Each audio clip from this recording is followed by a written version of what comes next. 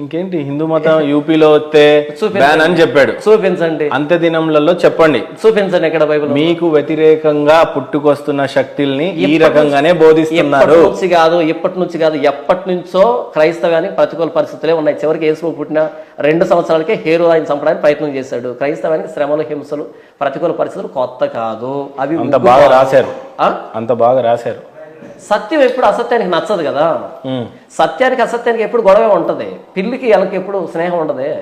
కాబట్టి సత్యం అనేది పిల్లి అనుకుంటే అసత్యం ఎలక ఎప్పుడు గొడవ ఉంటది రెండింటికి. బట్ ఏమైనా నరేంద్ర మోడీ గారు ఈ దేశానికి ఆయన మన ప్రధాని, రైట్? అవును. ఉత్తరప్రదేశ్ లో క్రిస్టియన్ మినిస్ట్రీలు అనేది బ్యాన్.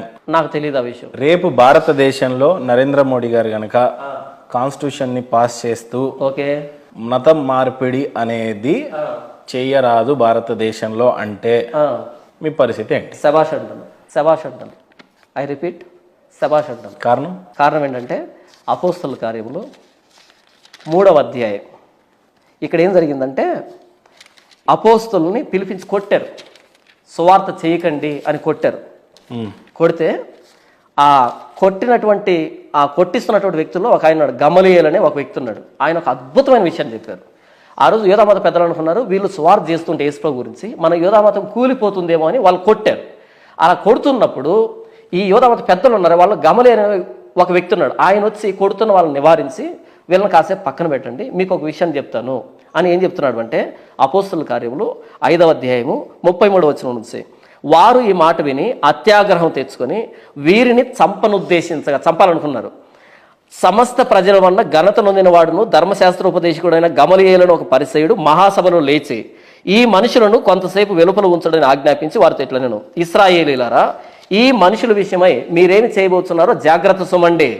ఈ దినములకు మునుపు తోదా లేచి తానొక గొప్పవాడినని చెప్పుకొనేను. ఇంచుమించు 400 మంది మనుషులు వారితో కలుసుకుని వాడు చంపబడిన వానికి లోబడిన వారును వారందరూ చెదిరి వ్యర్థులైరి. వానికి తర్వాత జనసంఖ్య దినముల్లో గలిలయుడైన యోధా అని ఒకడు వచ్చి ప్రజలను తనతో కూడా తిరుగుబాటు చేయ ప్రేరేపించను. వాడు కూడా నశించను, వానికి లోబడిన వారందరూ చెదిరిపోయారు. కాబట్టి నేను మీతో చెప్పినదేమనగా ఈ మనుషుల జోలికి పోక వారిని విడిచిపెట్టుడి. ఈ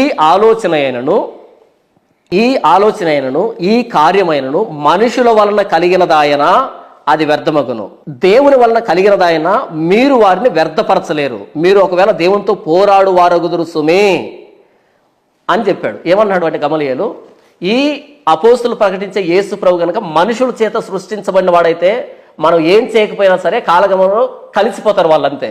ఒకవేళ వాళ్ళు ప్రకటించే యేసు ప్రభు నిజంగా దేవుని వల్ల ప్రకటించబడుతున్న ఆయన దేవుడు అయితే కనుక మనుషులు దాన్ని వ్యర్థపరచలేరు అని చెప్పాడు. నేను దీన్ని నమ్ముతున్నా. ఎంతమంది బ్యాన్ చేసినా, ఎంతమంది శిక్షించినా, క్రిస్టియానిటీ అన్నది ప్రభువైన యేసుక్రీస్తు నిజమైన దేవుడు అయితే అది విస్తరిస్తుంది. ఆయన దేవుడు కాకపోతే ఎవరు ప్రమోట్ చేసినా అది ప్రమోట్ కాదు. కాబట్టి బ్యాన్ చేయమని చెప్పండి. అప్పుడు నా క్రిస్టియానిటీ ఎంత బలమైందో, ఎంత దైవ ప్రేరేపితమో అప్పుడు తెలుస్తుంది. ఎలా ధైర్యంగా చెప్పగలుగుతున్నారు మీరు? ఇంతవరకు చదివినిపించిన నా ప్రభువైన యేసుక్రీస్తు పునరుద్ధానుడైన దేవుడు, సజీవుడైన దేవుడు, మనుషులు పుట్టించింది కాదు సువార్త అంటే. ఇది దేవుడు ఆయన తిరిగి లేచిన తర్వాత పంపించింది. సువార్తలో బలం ఉంది. ప్రభువైన యేసుక్రీస్తు పునరుద్ధానుడు కాబట్టి దీన్ని ఎవరు ఆపలేరు.